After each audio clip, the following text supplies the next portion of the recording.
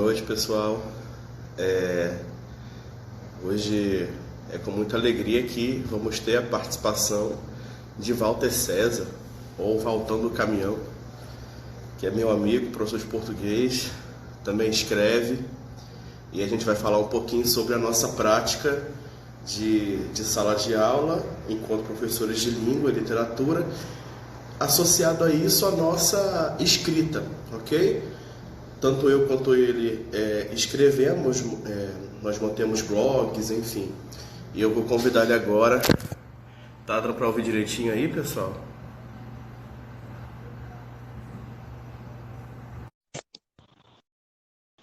Sandrelli, que é fiel aqui ao programa, disse que tá dando para ouvir e tá tudo bem.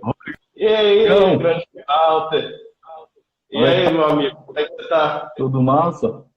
Tô bem, e você? Rapaz, saudade de você, rapaz. Também, Rodrigão, muita, viu? E aí, como é que tá sendo esses dias de pandemia aí? Muita produção? Rapaz, eu tô, eu tô entre a produção e a angústia. Você tá no doutorado, né, Walter? Fala aí pro pessoal. Tô no doutorado, exatamente. E Rodrigo, em razão, tá ouvindo bem e a iluminação tá boa também, antes de prosseguir? Tá tudo bem. Sim, consigo te ouvir bem. Tá, então olha só, você sabe que o meu trabalho de doutorado é a perspectiva, a temática, né, o objeto de pesquisa, seria eu ir para a estrada para poder coletar os dados a partir das entrevistas com os caminhoneiros. Sim. Nessa pandemia, tudo isso foi por água abaixo, né? Não deu certo isso. E aí, eu e o meu orientador, o professor Francisco Vieira, lá da Federal Rural do Semiárido, nós estamos redirecionando isso aí, repensando como é que vai ter que ser feito, porque eu estou no segundo ano e já tem que começar a direcionar, a fazer pelo menos 2 capítulos aí, 2 sessões para poder levar para uma qualificação, para já ir também encaminhando essa pesquisa, né? É verdade. E nós estamos às voltas. Isso é provável até que a temática mude, que eu siga aquela temática do meu doutorado. É brincadeira isso? Mas é uma brincadeira real, né? Fica para o pós-doutorado, né, Walter? Você pesquisar os caminhoneiros. Eu espero que daqui para lá já. Não, tá com a bexiga não. Então, Walter, verdade. Pois é, eu, graças a Deus, já passei por essa fase, então tô só tá livre disso. Curtindo a pandemia, né? Com todo o mal que ela traz, com o isolamento traz. E a gente estava combinando esse bate-papo para discutir as nossas produções literárias, né? Porque, quem quiser ver a produção da gente acadêmica, vai lá no Lattes, né? A gente não mente no Lattes, o nosso Lattes está certinho. Pode ir lá e ver, nossos artigos estão publicados, as nossas dissertações estão aí, enfim. E a gente vai conversar um pouquinho sobre a nossa produção literária. E você tem um blog, né? Exato. Tem um blog que já há algum tempo. Fala um pouquinho do blog. Fica à vontade. Não, é porque tá um delayzinho, aí por isso que às vezes parece que tá interrompendo, aí vai se adequando. Tranquilo. Veja bem, Rodrigo, eu acho que todo mundo, e assim, eu vou até fazer pegar esse gancho do que você disse, de que nós estamos aqui para falar de nossa produção literária e não de nossa produção acadêmica, e por isso mesmo eu acho que essa vai ser uma conversa, não vai ser um trânsito pelas teorias da teoria literária, nem pela literatura nas suas nomenclaturas, nada disso. Vai ser um pouco dessa nossa vivência mesmo. A vivência como professores, também sem entrar no pedagogismo, eu suponho, e a vivência como feitores, como escritores, que nós não estamos aqui para discutir se nosso texto é literário ou não. Eu quero deixar isso bem claro, que nós estamos aqui para falar desse desejo de escrita, de como é bom escrever, como é prazeroso escrever, e como é bom saber que outros leem aquilo que nós escrevemos, né? Então, esse blog, ele nasceu quando eu ainda morava em Jequié. Hoje eu estou em Petrolina, na verdade há 7 anos estou em Petrolina, nós nos conhecemos no IF Sertão, fomos colegas durante um tempo. Bom para você ter ido para perto da sua família aí no Rio Grande do Norte, nós que perdemos você, eu sempre digo isso. Mas é assim, de fato. Então, o que ocorre? Eu comecei esse blog porque eu fazia textos e lia em sala de aula. Textos meus. Era como se fosse uma espécie de sensibilização para iniciar a aula. E eu não me continha em ficar lendo apenas textos daqueles que já eram conhecidos, renomados da literatura. Eu comecei a pegar textos de literatos da região lá de Jequié, né, de gente que escreve na região e que escreve até hoje. Nós temos muita gente boa que escreve em Jequié. Nós temos, por exemplo, Carvalho Neto, que é um grande escritor lá de Jequié.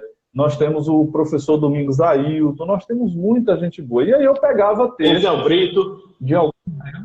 Oi? Tem Zé Brito, né? Zé Brito, que está lá esses dias, inclusive, está passando essa quarentena lá. Não sei se você está... Tem o Ali Salomão. Mas o Zé Brito eu sou mais fã. Depois de você é o Jequiéense que eu sou mais fã. É Jequiéense, fala, como é que é? Eu sou Jequiéense, isso mesmo. Pronto, eu sou fã de você. Aí, Rodrigo, eu comecei, cara, a escrever. Eu já escrevia, na verdade, mas achava tudo muito infantilizado. Mas quem está para avaliar não somos nós, a gente precisa passar o texto para que outros avaliem, né? Mas avaliar não no sentido, reitero, não no sentido de ser ou não literatura, de ter um viés literário, mas no sentido de dizer a essas pessoas, né? Dizer de alguma forma, porque para mim um texto, quando ele universaliza no dizer, ele já conseguiu contemplar muito daquilo que nós que escrevemos esperamos que aconteça, né? Sim. Aí eu comecei a pegar meus textos e ler em sala de aula. E isso fez um efeito muito bom e os alunos e alunas começaram a pedir a mim que eu deixasse em algum lugar para que eles lessem. E estava na efervescência dessas plataformas, né, do blog, aí eu falei, pronto, eu vou fazer um blog e coloco. Como eu era professor de muitas escolas lá na região, inclusive escolas privadas, eu fiz em meu nome. Achei isso depois até muito pretensioso, né?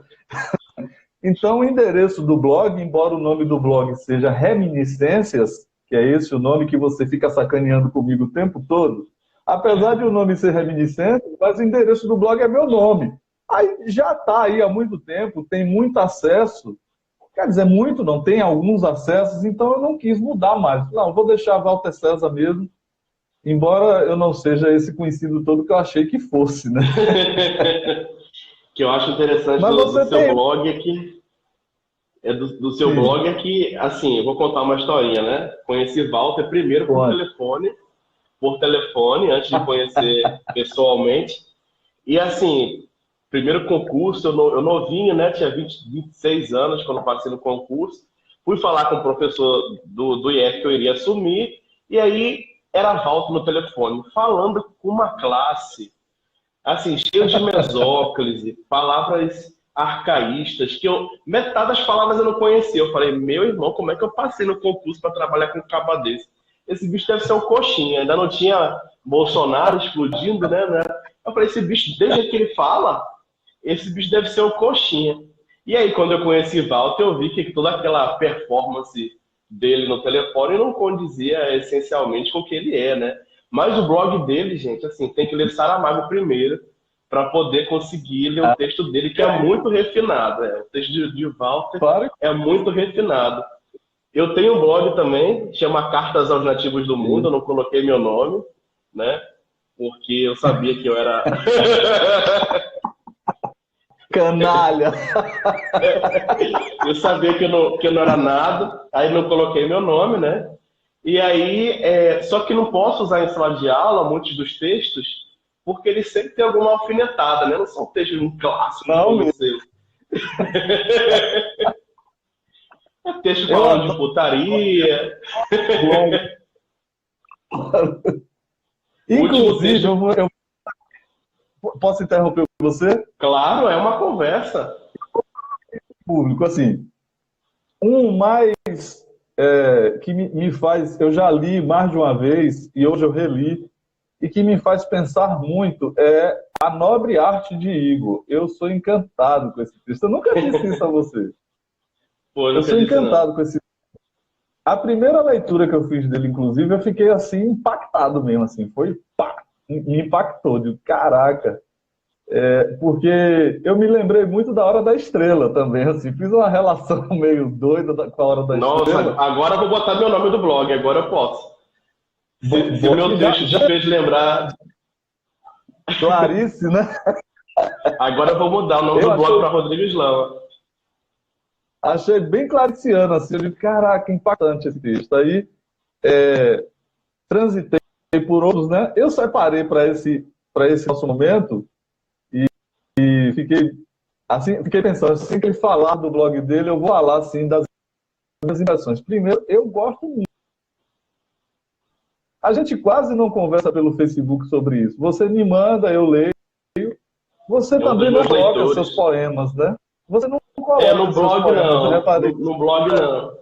No blog eu só coloco... Vou dizer aqui para todo mundo que está assistindo, seus poemas são esplendorosos. Muitos deles, inclusive, eu passo para outros colegas de língua portuguesa. É mentira dele, pessoal. É porque eu paguei ele para ele falar isso. Fez o depósito já, inclusive? Já, foi. Já fiz o depósito de elogiar. Foi. Porque, veja bem, pensando na nossa prática de sala de aula, é importante que nós rompamos com essa coisa de ficar trabalhando única e exclusivamente os clássicos. Eu tenho muito cuidado com isso. Não que os clássicos não sejam bons e necessários. São excelentes e necessários, mas não são a única literatura produzida nossa. Sim. Né? Inclusive, é a literatura bem canônica que vem nos livros didáticos, módulos escolares e tal, desses autores que já estão consagrados aí na literatura, muitos textos também são escolhidos, e aí se a gente entrar na análise de discurso, não vou entrar nisso, mas são escolhidos por razões muito lógicas, talvez, né? Mas excluem-se outros textos. Por exemplo, eu já, quando as turmas são mais adultas, por exemplo, no IF, 4º ano, se eu não me engano, eu vi Sandrelli aqui agora há pouco, ela deve estar aí. E eu acho que eu levei ela sempre está aí.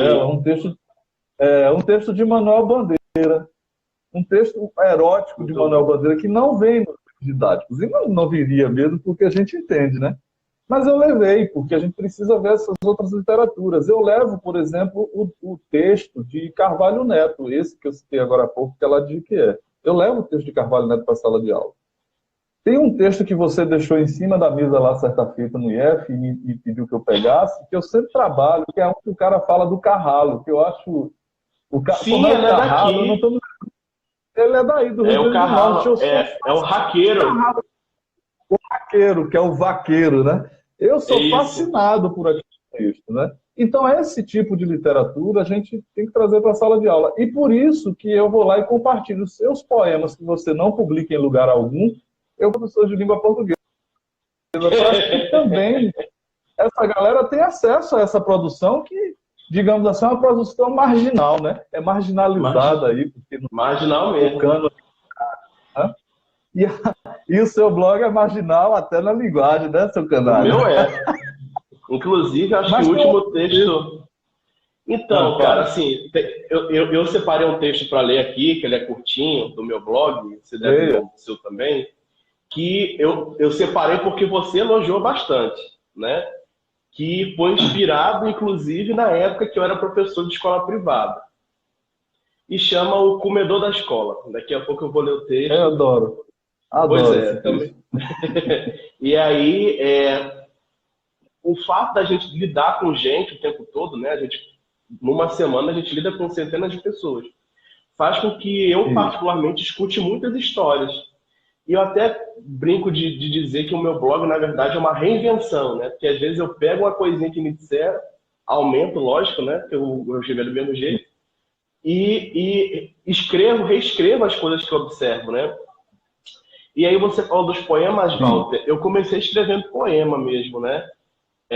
Eu não sei se eu já te falei, mas eu fiz letras porque eu queria ser rockstar.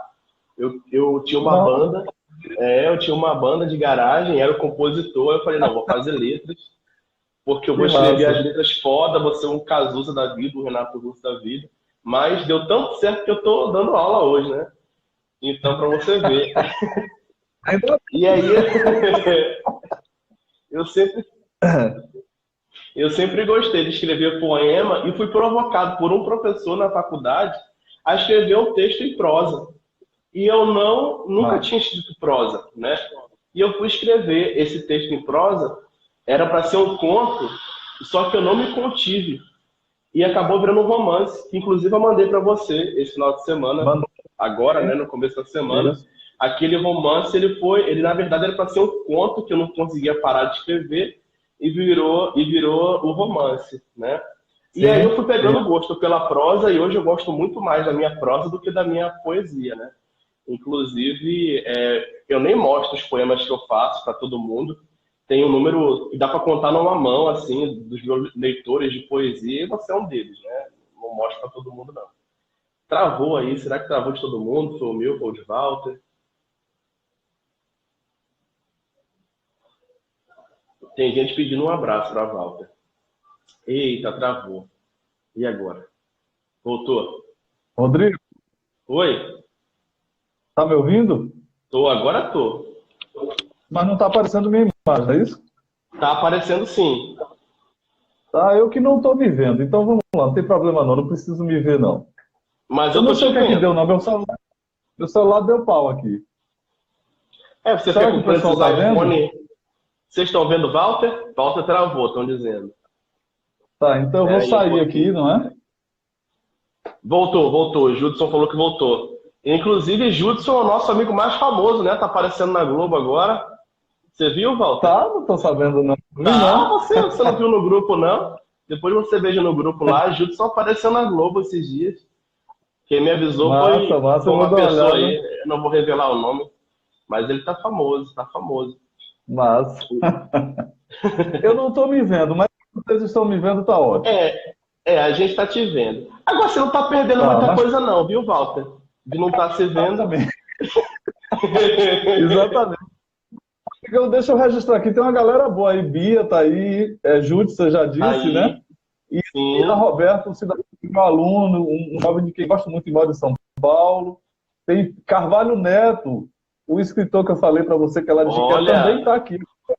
Que honra! O Caio tá aí, tem uma galera boa, um abraço para todo mundo, viu? Minha mãe, eu acho que tá tentando entrar também. A Sandrelli tá dizendo que foi maldade alguma coisa. A minha mãe sempre entra. Quando começar a subir coraçãozinho é porque a minha mãe entrou. É aquela única que bota coraçãozinho. Inclusive falou, mãe, eu vou entrar tá hora. Vai lá colocar coraçãozinho. Aí eu já sei. Porque não dá pra ficar acompanhando todo mundo subindo, né? Mas quando minha mãe tá lá, ela começa a botar coraçãozinho, eu já sei que é. Pedro Anselmo tá o Carvalho Neto, que é Pedro Anselmo, é um amigo meu, é o escritor, ele está perguntando se eu falei do conto dele. Falei, Pedro, que eu trabalhei com seus contos, que eu gosto de trabalhar com seu material. Maravilhoso. Professor de literatura também, viu? Depois você poderia fazer uma live com ele. Vamos organizar aí. A gente tem que organizar em outra plataforma para falar todo mundo junto. Porque aqui só cabe em dois, né? Aí fica ruim, sei lá. Vamos ver se a gente consegue fazer em outro lugar, no Facebook ou no YouTube. Beleza. Tem que aprender a mexer nessas ferramentas. E aí, Walter, me fala como é que você... eu falei falando de sua própria... Eu caí aqui. Eu estava dizendo que hoje em dia eu gosto mais da minha prosa do que da minha poesia. E poucas pessoas leem os meus poemas. Você é uma delas, né? Confio em poucas pessoas para lerem, né? E é isso, assim, tanto que no blog eu publico acho que 90% das prosas, né? A poesia eu guardo para mim, para poucas pessoas, né? Exato. Mas é isso. E você? Fala como é que você começou a escrever aí. Já se inspirou em algum aluno para fazer texto? Em algum colega? Já me inspirei. Assim, eu tenho um livro chamado Pano de Fundo. Esse livro tá digitalizado também. Eu acho que eu vou começar a mandar esse livro aí para os amigos. Já tem que mandar para mim, eu recebi. Eu quero fazer uma outra revisão dele. Tem uma pessoa muito próxima a mim que fez uma leitura recente dele, né? e ele disse que ficou muito angustiado quando leu o primeiro capítulo do livro, porque eu sou esse sujeito angustiado, embora não pareça. Né? Eu sou esse sujeito bem angustiado, assim. Inclusive, Rodrigo e pessoal, eu só escrevo mais quando eu estou na bad, quando eu estou baixo astral, aí é que eu vou lá e escrevo. É um jeito de se libertar, né? É alguma coisa assim de purgativa mesmo, a escrita como um elemento purgativo, como uma possibilidade de elevação, não sei se é isso, ou de se livrar de alguma coisa e ao mesmo tempo dizer ao outro... Não paga um psicólogo, aí você escreve para poder botar para fora. Será que é isso? Certamente. Então, olha só, é muito incrível isso. Aí esse livro é chamado Pano de Fundo porque por trás dos textos, né, na mensagem dos textos ou na universalidade dos textos, tem sempre o que subjaz. Nunca está tudo muito posto, não está às claras, né? Tem algo por trás, né? Tem esse pano de fundo, alguma coisa acontecendo, né, nesse pano de fundo do teatro, da vida, essa coisa toda. E aí o livro é realmente muito denso. Alguns textos meio infantis, porque eu escrevi há muito tempo, outros melhores, e eu não quis mexer muito neles. Quando eu refiz a leitura há algum tempo aí, não quis mexer muito, porque cada texto fala um momento seu. E se você mexe muito, eu acho que acaba falseando esses momentos também. Aí tem esse livro, que foi, na verdade, um compilamento, no primeiro momento, de tudo aquilo que eu produzia desde muito, muito cedo. Então, por exemplo, eu me lembro que eu comecei a fazer textos assim, nessa perspectiva do caos, que é o que Pedro Anselmo está colocando aqui, Carvalho Neto está dizendo que a literatura boa só no caos, a partir do primeiro ano do ensino médio, que eu acho que tem muito a ver com essa angústia nossa de estar ali, né, de ser adolescente, de viver as crises da adolescência, essa coisa toda. Então eu comecei a produzir a partir desse momento aí, dessa adolescência minha lá no primeiro ano do ensino médio. E comecei com poemas também. Mas eu não coloco poema em absolutamente nada, porque eu não sou muito bom na prosa. No poema eu sou uma desgraça. Besteira. Né? Para fazer poema eu sou trágico, né? Então não vai. Nesse livro, por acaso nesse livro eu coloquei 3 poemas. A introdução de cada capítulo é um poema. Massa. Então é um livro em prosa, mas na introdução de cada capítulo tem um poema. Eu dividi esse livro da seguinte forma, e eu vou falar dele porque eu vou botar esse livro na internet mesmo aí, para todo mundo ler. Inclusive nele tem muito de mim. Eu dividi o livro da seguinte maneira: parto 1, de parto mesmo, de parir, parto 1, parto 2, que é o segundo capítulo, e o terceiro capítulo nasceu. Você pariu por então, onde esse livro, Walter? Só para eu saber. Na vagina psíquica, eu falo isso no primeiro texto. Ótimo. Eu digo que os textos eram cabeças enormes saindo pela minha vagina psíquica. Essa semana eu vi um vídeo de uma menininha vendo a barriga da mãe, não sei se você viu, e aí o bebê mexendo e tal, aí a menina perguntou assim, e pra nascer vai doer? Aí a mãe falou assim, vai doer sim. Aí a menina assim, mas nasce pela barriga ou nasce pelo cu?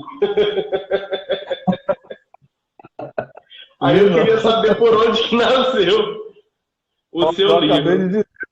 Eu vou aproveitar essa deixa do que você falou e vou dizer de um outro texto seu do blog que eu leio repetidas vezes.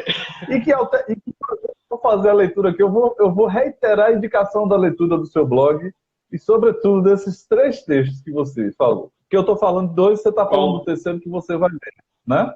Sim. Que se chama O Rolezeiro. Eu acho o máximo o Rolezeiro. Você se lembra? Sim, o Rolezeiro? Lembro. O Rolezeiro é muito bom. É a figura do super hétero mentiroso. Gente, o Rolezeiro é a história de um cara que aposta com outro quem pega mais mulher na festa e quem perder a aposta tem que dar pro amigo, né? E aí vocês têm que ver o texto lá para ver o que acontece do rolezinho. Não vá até o final. Não vá até o fim, não, que é para o pessoal ler seu blog. Não, exatamente. Eu separei um texto do meu aqui também para eu ler. Mas você vai ler o seu primeiro. Eu vou ter que pegar uma água ali, que eu tô com a garganta seca já. Espera um pouquinho. Pegue. Deixa eu pegar aqui. Enquanto isso eu vou falar. Espera aí, que eu volto já. Enquanto isso eu vou mandando abraço aqui para todo mundo que está aparecendo. Pronto. O Renan está aparecendo para mim. Jefferson Macedo, que foi nosso aluno lá no IEF também. Foi meu aluno, não foi seu, porque ele é de 2013. Jefferson e irmão Anderson, são espetaculares. Minha tia Daci, que está assistindo. Figura maravilhosa, professora também aposentada já, embora seja novíssima. Renan é meu parceiro de live. Quase toda semana Renan faz live aí, a gente. É o seu maior parceiro de live. Pois é. O Helder está aí também, olha, de Jequié. Que maravilha. Um abraço para todo mundo de Jequié. Gisele. Denise Regis, maravilhosa. De uma cidade aqui chamada Remanso. Foi minha aluna da plataforma Freire. Muito bem. Muita gente boa. Tem três coisas que me lembram Jequié. E eu nunca fui a Jequié, mas tem três coisas que me lembram Jequié. Uma é Walter. Sempre eu vou associar Walter a Jequié, né? A segunda é Zé Albrito, que eu já falei, né? Inclusive, quando eu conheci Walter, eu falei: você me lembra tanto Zé Albrito? Eu lembro da minha cidade, Jequié, meu colega. E a terceira coisa que me lembra Jequié são as mochilinhas da prefeitura. Aquelas mochilinhas que a prefeitura entregou para os alunos. Que cabiam os meninos dentro. Patrimônio de Jequié. As tartarugas ninjas do Jequié. Massa. E aí? Quem vai ler primeiro? Você ou eu? Leia você. Tá, vou ler. A gente ainda tem que falar viu? Tem que falar o quê?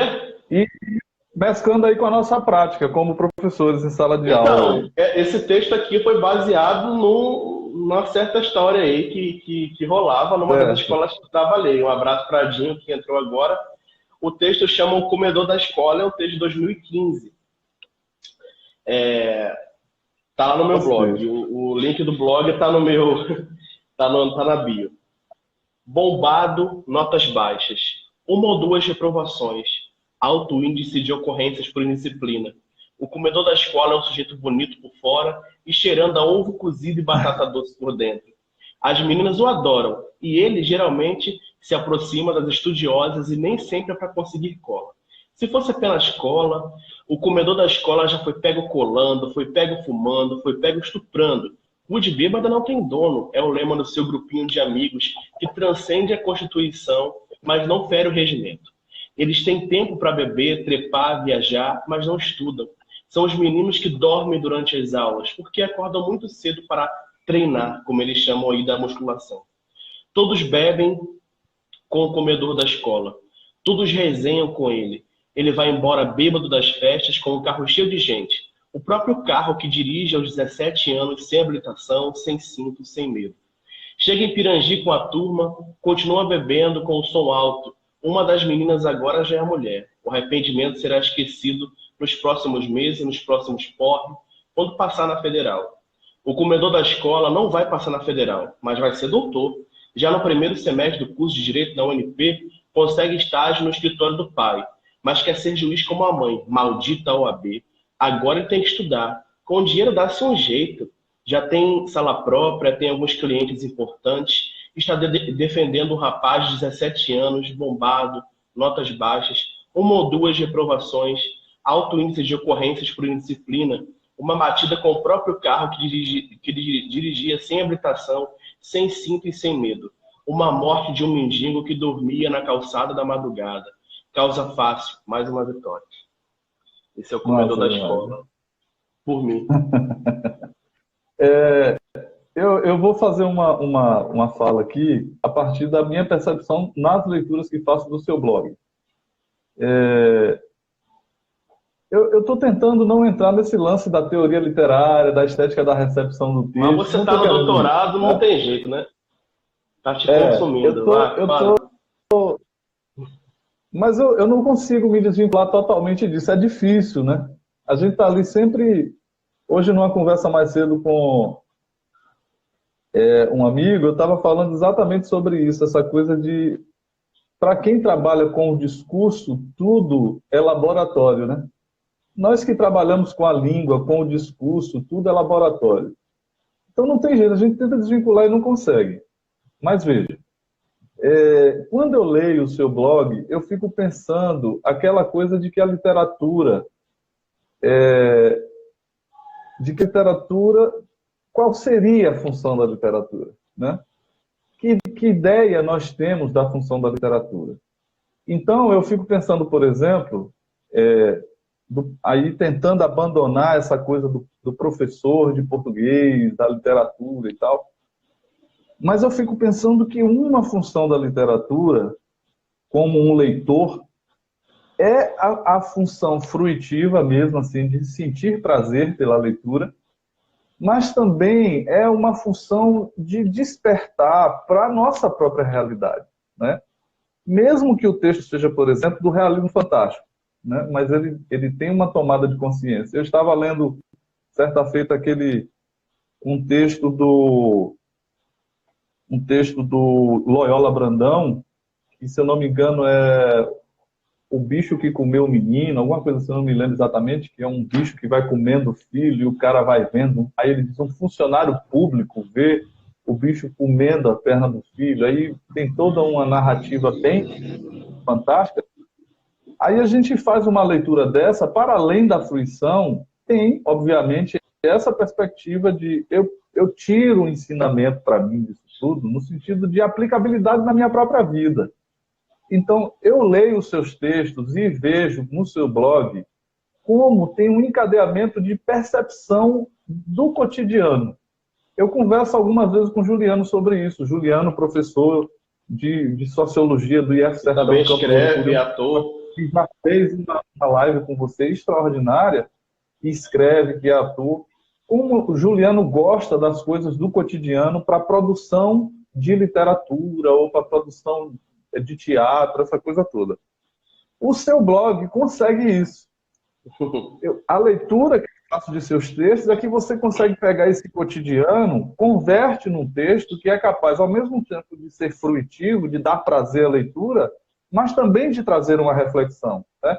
Por isso que já na primeira leitura desse texto, O Comedor da Escola, que parece uma brincadeira, né? O Comedor da Escola, todo mundo quer ler logo, o título chama logo para ler, porque quando entra no campo da sexualidade, então aflora em todo mundo esse desejo da leitura. Você sabe disso, né? Seu mestrado foi nessa área, né?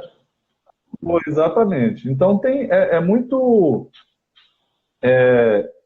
chama logo a leitura, obviamente. Aí quando você lê o texto, você faz um jogo de linguagem muito bom, trabalhando com essas palavras as quais são utilizadas por eles, de fato, por essa juventude, enfim, que você falou, meu texto tem palavras que não podem nem ser ditas assim tão facilmente em sala de aula. Mas eu tenho uma outra percepção, a gente se priva de falar disso em sala de aula, mas nossos alunos estão falando disso às escondidas o tempo todo, talvez. Ou até do lado de fora com a gente, fora da sala de aula, ele faz uma pornográfica e a gente brinca e ri, mas tem medo de...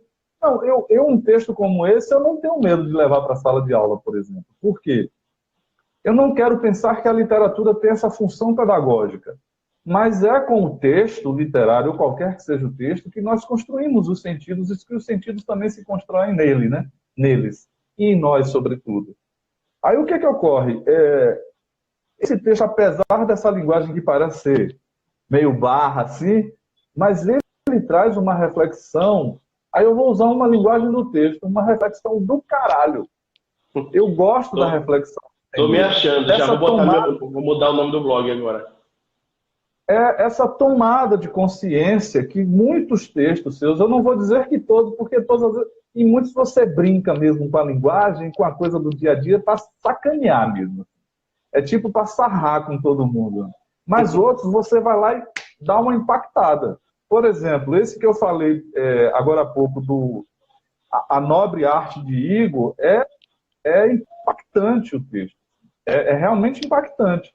o final do texto é um murro na boca do estômago, né? Porque você fala quase como um marxista sem dizer que é marxista. Embora a barba remeta a isso.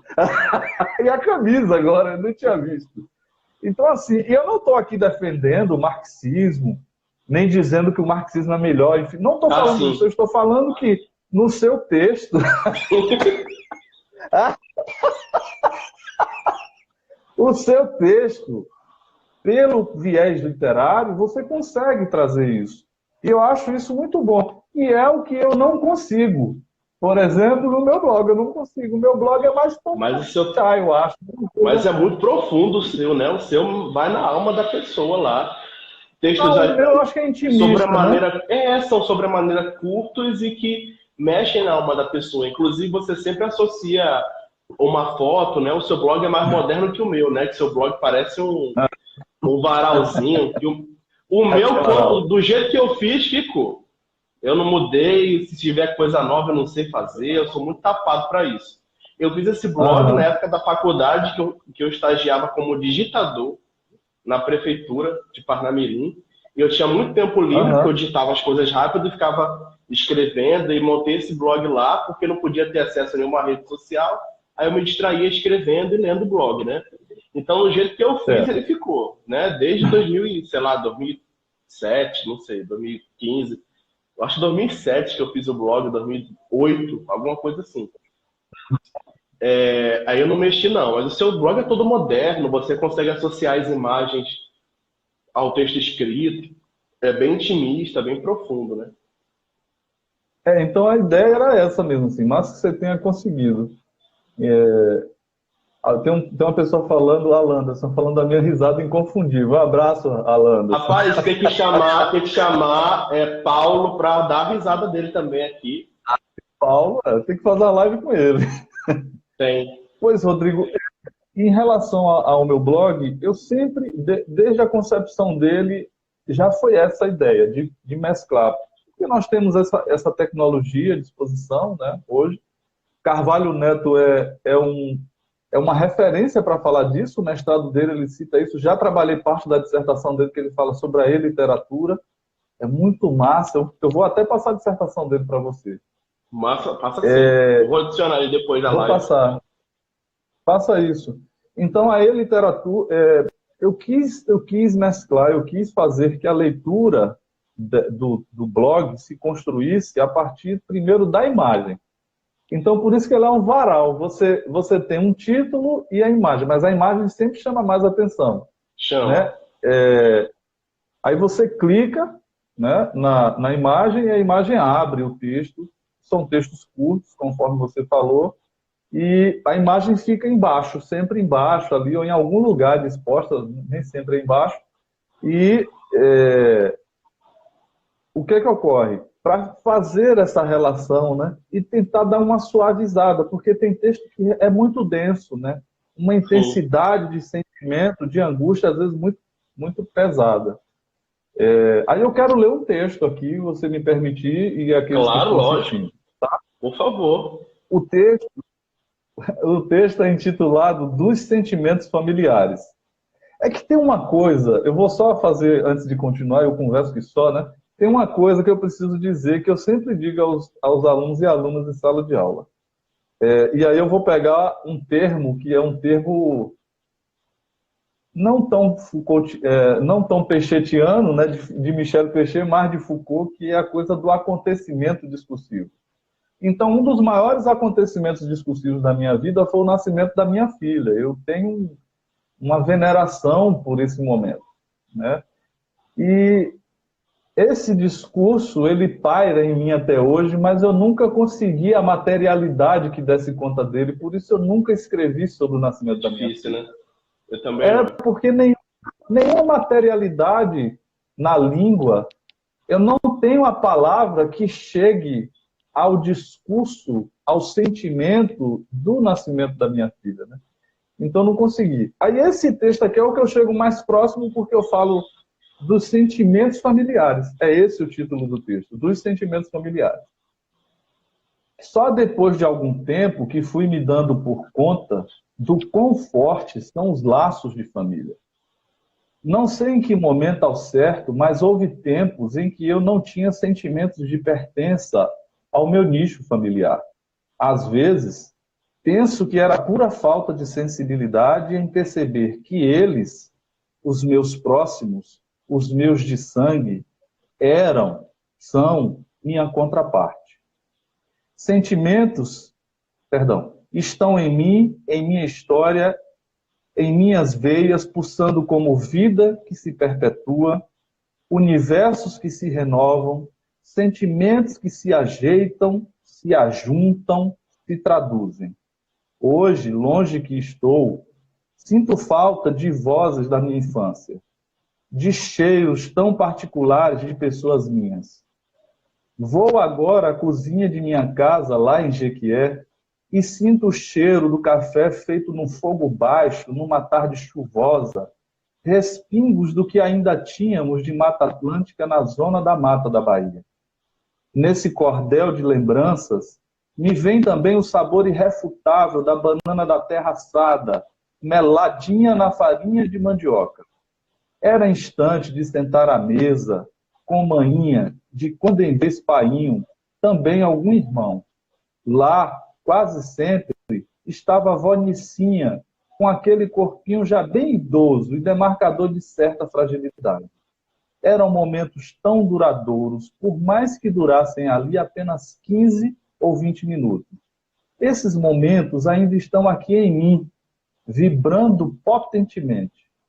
Hoje sinto, desde o nascimento de Maria Virgínia, minha filha, que foi esse parto afetivo dela que desencadeou o sentimento maior de acolhida parental, da necessidade do colo de minha mãe, de meu pai, do abraço de minha jaída vozinha, das tias, dos primos, dos agregados, do calor dos irmãos e do sorriso frouxo do sobrinho.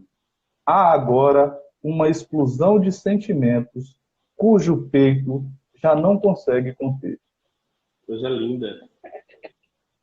Então, bondade sua, seu canalha. Não, isso aí me lembrou Manuel de Barros, já citado aqui. Me lembrou Drummond também, quando ele retoma a infância.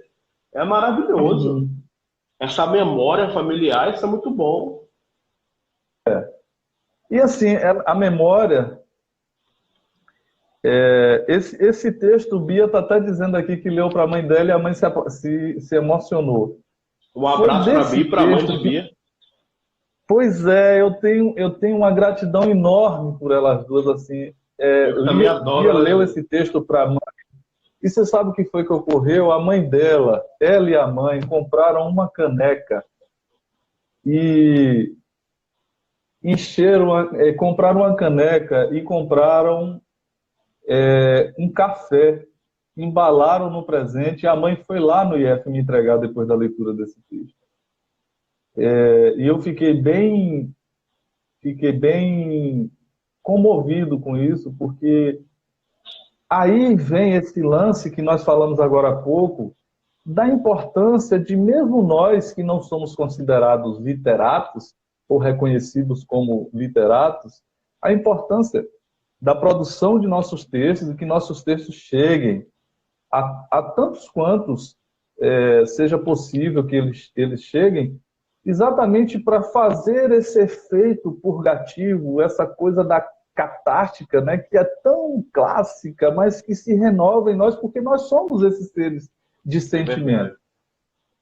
E, assim, aí acontece com um texto desse que é mais intimista, e acontece comigo quando eu leio um seu que é um murro na boca do estômago, pela linguagem que é construído, pela forma que é construído, pela reflexão que vem nele, né? Então, o que me angustia, Rodrigo, aí eu vou falar do meu lugar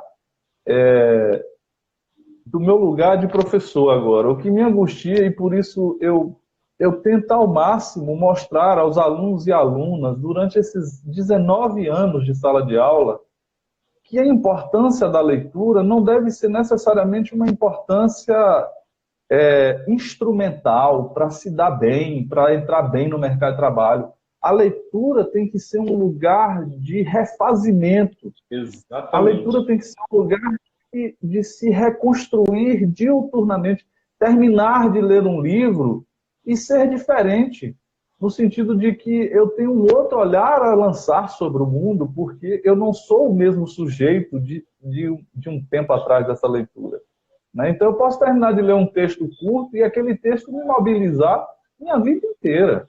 Sim. Então, o que eu tenho, da parte da minha prática como professor, tentado mostrar e dar as indicações, quase nunca eu dou indicação assim, ó, leia esse livro porque nós vamos fazer uma análise dele depois. Quase nunca eu faço isso. Existe, está dentro da nossa função.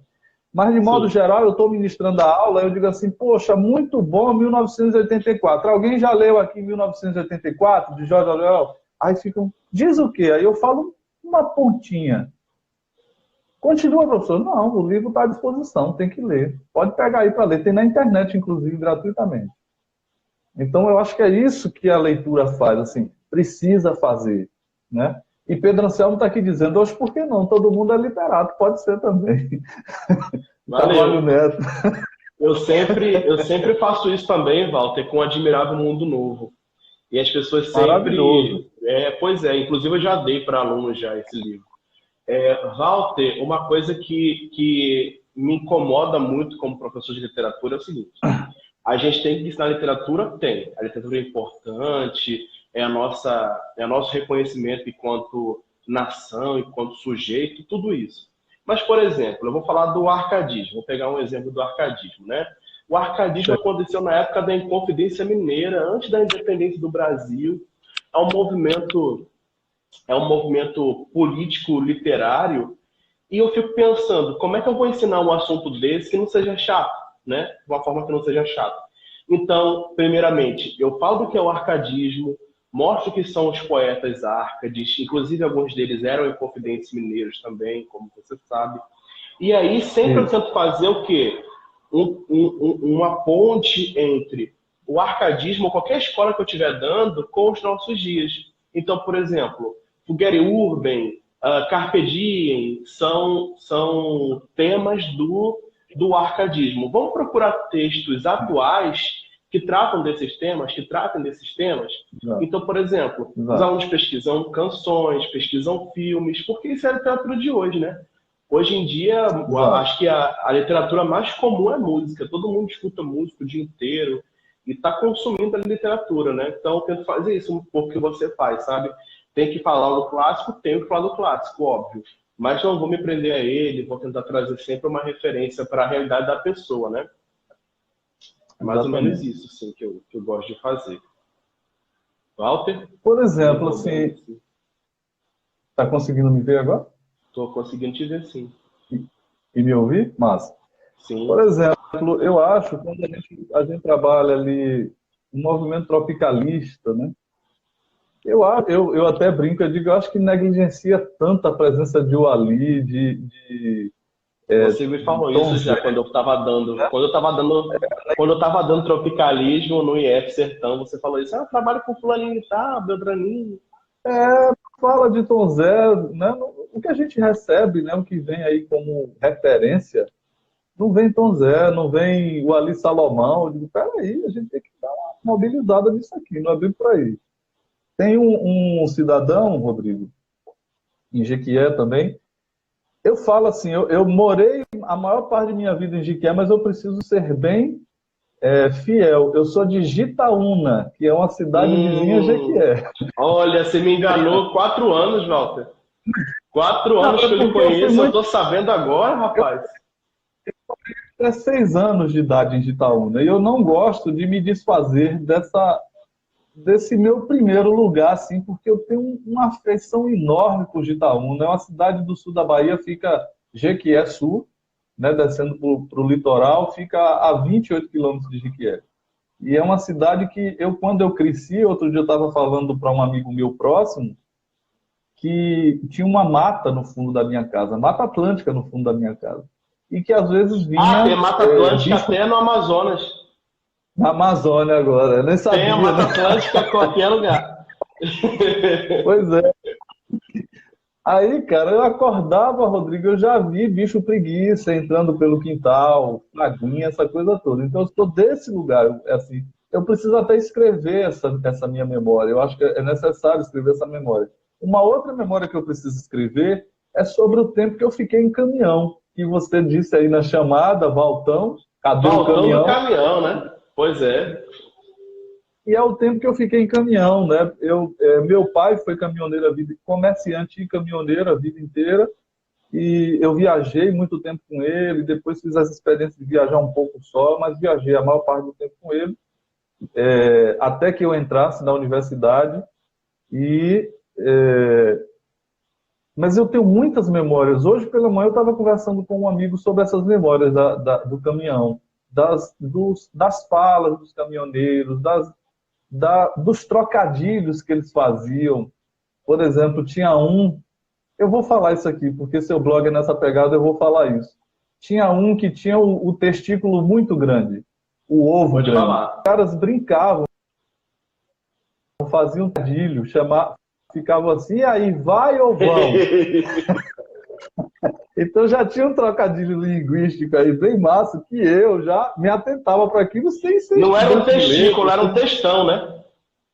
O textão, o testiculão. Aí tem muita coisa assim que eu me lembro e que eu preciso começar a escrever essas memórias, inclusive memórias das viagens com meu pai, porque meu pai sempre foi um educador, eu digo isso sempre. Meu pai já era didático, ele já me ensinava a ser professor dentro da cabine do caminhão, porque ele ia subindo uma serra e ele ia trocando as marchas do caminhão e falando do tempo do motor, como deveria, o que deveria fazer, o equilíbrio das marchas. Isso é pedagógico, né? Então, eu já fui aprendendo isso. Então, eu não tenho dúvidas de que muito da minha prática como professor, eu migrei o modus operandi dele para a linguagem. Fiz só uma migração disso tudo. Também a minha mãe em casa, tudo, enfim. Minha mãe com o seu jeito... Minha mãe tinha uma didática mais dura, era dar um beliscão na altura do rim aqui. Aí eu digo a ela que eu tenho uns problemas renais em razão dos beliscões que ela me dá. Mas funcionava. Eu acho que nós estamos a 7 minutos do término, né? Para a gente não se perder no horário. Sim, sim. Pois então, você quer ler mais algum texto? Então, eu vou ler um poema, para não parecer que eu não faço coisas intimistas, né? Eu estou pedindo com jeito aqui. Eu vou ler um poema meu aqui. Enquanto você falou e tal, esse eu te mandei. Eu acho que você deu retorno, inclusive, sou Juliano, eu lembro que eu dei retorno. Eu vou ler, mas lembrando que eu não gosto dos meus poemas, eu não sou poeta, não. Assim, eu sou bebedor de cerveja, comedor de churrasco. Se eu faço bem, é isso, né? Eu também. Então, vou lá. Dada a ordem de despejo. Quando não tem título, é a primeira frase do poema. Não boto o título dos meus poemas, que eu não mostro para ninguém, né? Dada a ordem de despejo, não vai embora. Insiste, aperta, permanece. Quando eu tento sair, me pega pelo braço, me segura, sem pressa, sem tempo, sem hora. Me pega pelo braço, me aperta o peito. Não quer me deixar, eu não quero deixar. Pinto de branco as lembranças, mas uma tela nunca volta a ser a mesma. O pintor nunca volta a ser o mesmo. Eu já não sei se sou a tela, o pintor ou o admirador. Fiz ano passado. Muito belo. Aí, como é que diz que não é poeta um homem desse? Carvalho Neto está ouvindo aí você falar. Carvalho Neto é teu amigo, que é meu amigo, então é meu amigo também, não conta. Eu vou ler só o último meu, e aí a gente manda um abraço pro pessoal, porque o pessoal tá mandando mensagens aqui. Eu nem consigo acompanhar, porque não dá para acompanhar. Legal.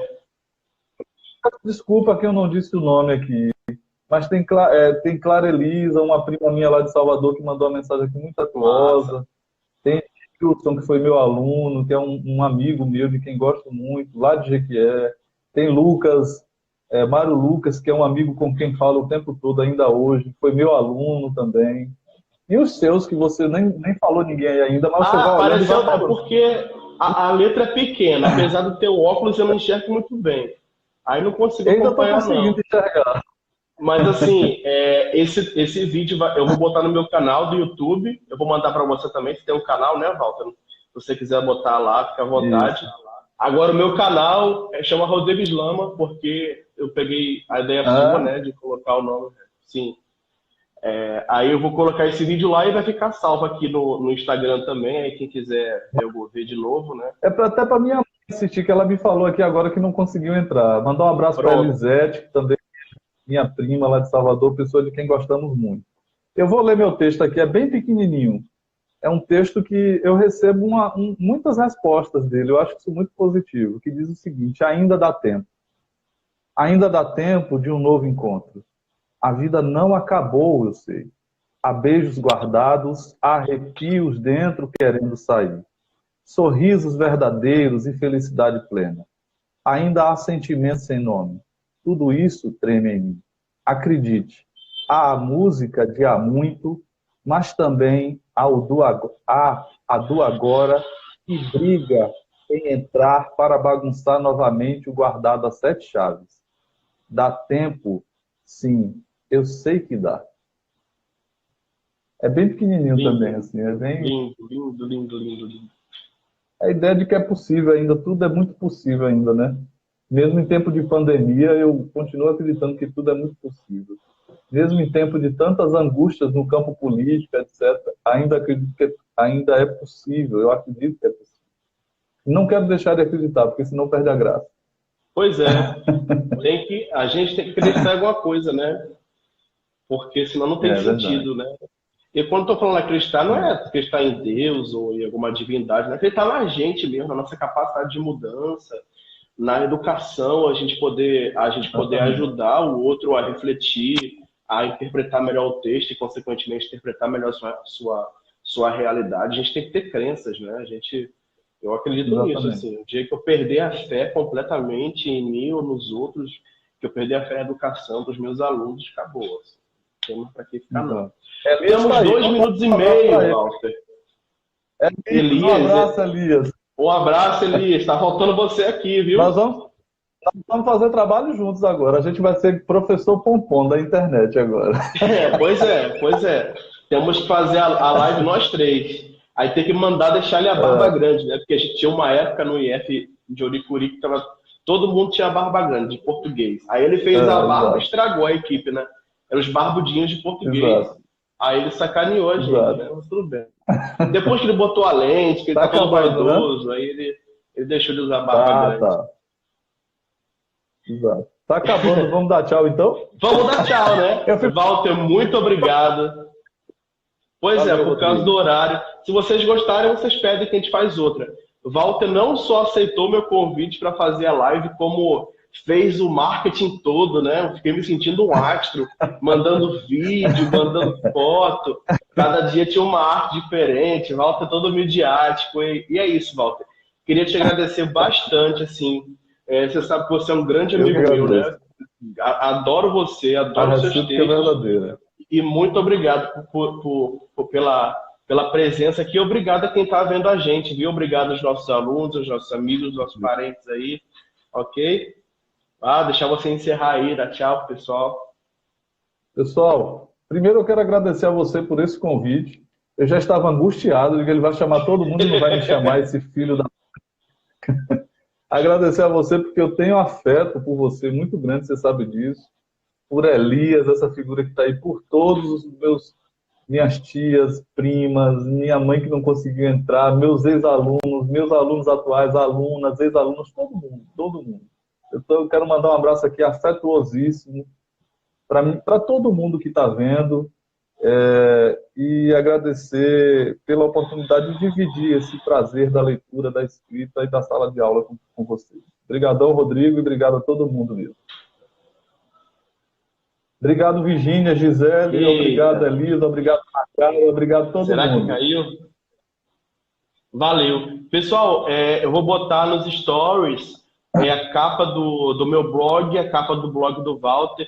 Walter também tem um podcast, chama Papo com o Mestre, em que ele lê textos de autores bons, né? Não são só clássicos, são bons, para ajudar a galera na pandemia.